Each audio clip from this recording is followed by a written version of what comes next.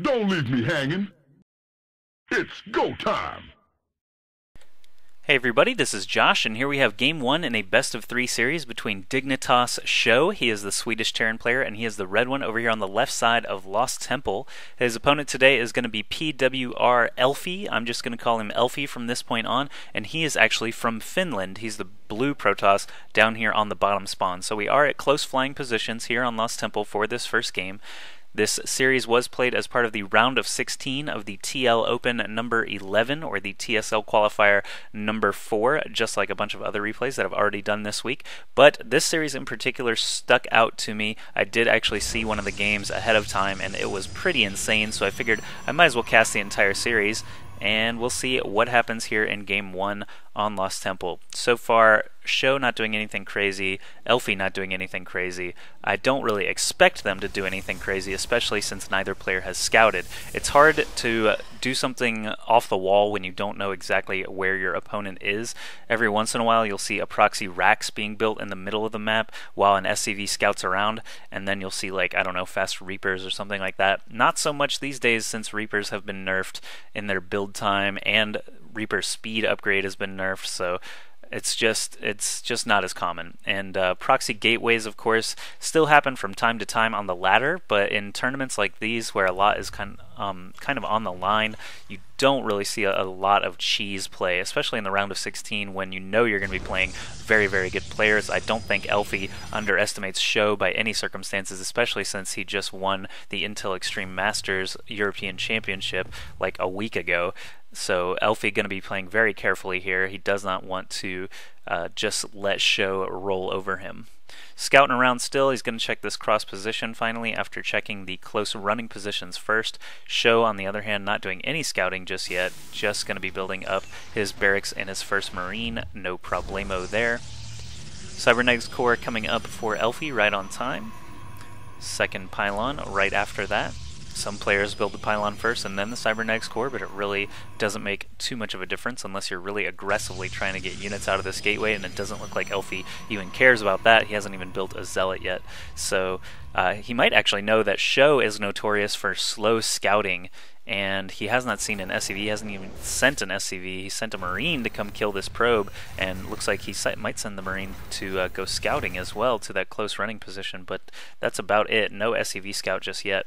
Second Marine is out guarding that cliff for SjoW as a factory starts to go up. Looks like 111 could be his strategy of choice for this first game. Elfi, on the other hand, is finally getting a Stalker out and getting Warp Gate tech, but he does have a lot of Chrono Boost left over. I'm surprised he's not Chrono Boosting out Warp Gate tech, but he is getting a Robotics facility right now, so maybe he is saving up that Chrono Boost for whatever he wants to get out of that Robotics facility first. SjoW back at home, factory about to complete, nothing happening really, just a lot of macro from both players so far. SjoW actually building some Marines, but Elfi only has a single Stalker out, so really it looks like they're going low units, mass econ, mass tech, both players are. Now a starport coming up for SjoW as well, finishing off that 111. We'll see what he gets out of there first. He's got a lot of Marines, so it makes me think Medevac is probably going to be his unit of choice, just so he can do maybe an Octo drop, or, you know, at least heal up his mass bio. Gateways number 2 and 3 have been dropped, and 4, going 4 gate with a single robotics facility. That is kind of an interesting layout there for a single base. He's not going to be able to produce out of all of these at once.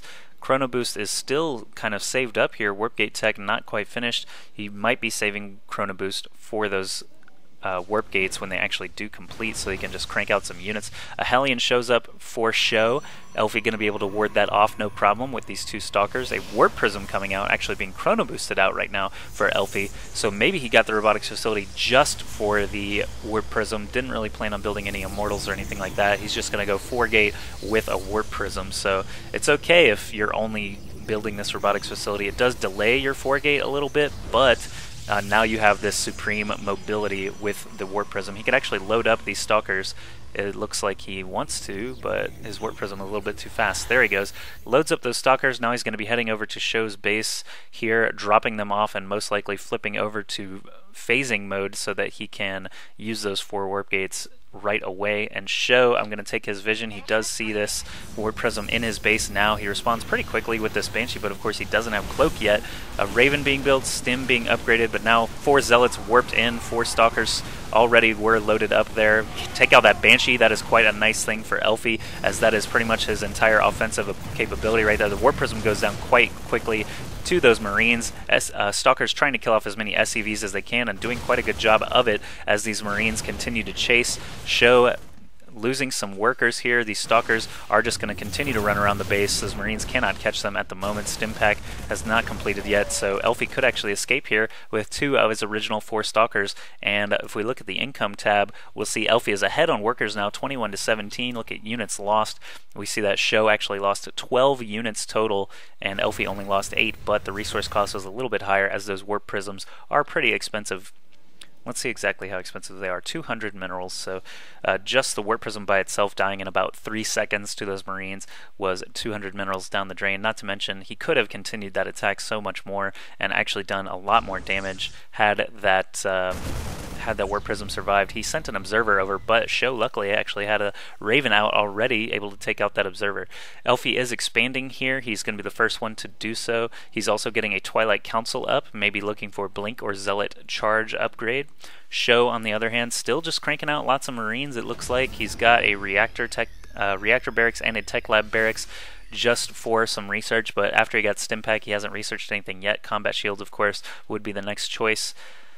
Tanks coming out now of this Tech Lab factory. Now that he got a Raven out, it looks like he doesn't really care about having a Tech Lab on that starport. He's going to actually gear up for a drop right now, a single Hellion and 6 Marines, also taking this time to expand.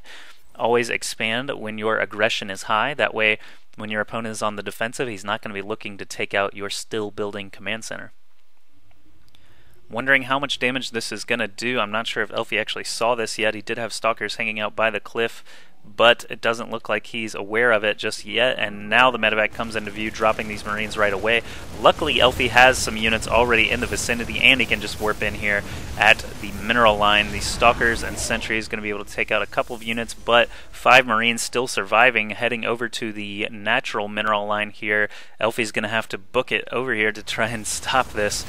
Pulling probes, always a good idea. Not going to lose any probes there, it looks like, before the Zealots, Stalkers, and Sentries come in. Actually, did lose 1 probe. So SjoW going to run away with his 5 surviving Marines and single surviving medevac, drops him on the cliff. Not sure if he's going to continue this aggression, wait for those probes to come back and try and shoot them down, or if he's just dropping them so he can use this medevac energy, get them back up to full, and that looks like what he was planning the whole time. Couple of tanks and a ton of Marines heading now through the middle of the map. He's still got this little force up here on the cliff that he could get involved as well. Is Elfi going to see this? Who actually controls the Xel'Naga Tower? Nobody does. So Elfi not going to see any of this. He's been contained in his own base. The drop actually did an amazing job of getting Elfi into a defensive stance here. This medevac still floating by once again. Assimilator going up here at this natural. Is he going to drop right in the mineral line as he presses the front? Yes, he is. So we'll put that medevac in the picture-in-picture as SjoW continues to just power down this Nexus with no problems. Not enough units for Elfi. He was trying to get Templar Archives and Psionic Storm researched, but SjoW hit a great timing window there where Elfi just did not have enough units, so he calls GG, and SjoW will take Game 1. Now let's move on into Game 2 of this best of 3 series.